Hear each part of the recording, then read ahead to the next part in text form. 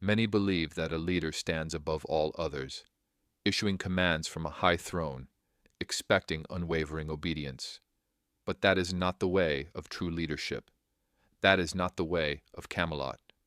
Let me tell you the tale of the Round Table, and the lesson it holds for all who would lead. When I first took up Excalibur, the weight of leadership was heavy upon me. Kings before me ruled through fear, through dominance, through the belief that power must be held tightly in one man's grasp. But I saw a different path, one forged not in tyranny, but in unity. It was not enough to have knights who swore allegiance to me.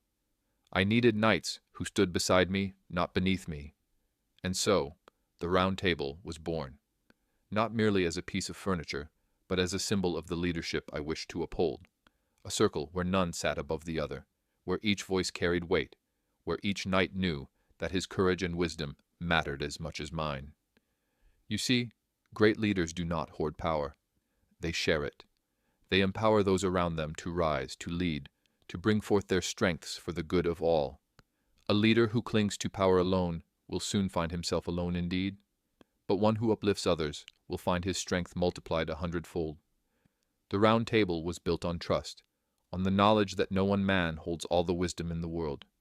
We debated. We challenged each other. We sought the best path, not the most convenient one.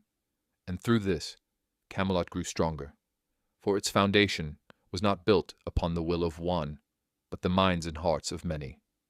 There is wisdom in the blacksmith's hands as he forges steel, just as there is wisdom in the scholar's mind as he pens his thoughts.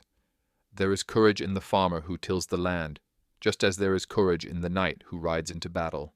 A true leader recognizes this, and ensures that every voice is heard, every strength is valued, and every person has a place at the table.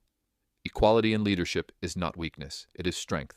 When people know they are valued, they give their best. When they know their words matter, they speak with wisdom. When they are treated as equals, they stand as allies, not as subjects. But make no mistake, inclusive leadership is not easy. It requires patience, for not all voices will agree. It requires humility, for no leader has all the answers. It requires the courage to listen and to change. The Round Table was not a place of blind agreement. It was a place of discourse, of challenge, of growth. And through it, we achieved what no one man could achieve alone.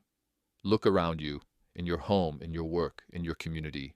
Who sits at your table? Do you surround yourself only with those who think like you, who serve your interests alone?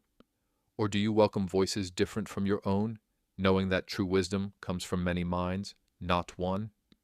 The world will always have those who seek to lead by standing above others, by demanding loyalty, rather than earning it. But the greatest leaders, the ones whose legacies endure, are those who build their own round tables, who create spaces where all are valued, where power is shared, where unity is forged through respect. So I ask you this, will you lead from a throne, looking down upon those below? Or will you build a round table of your own, where leadership is shared, where all stand as equals, where the strength of many shapes the future? The choice, as it always has been, is yours.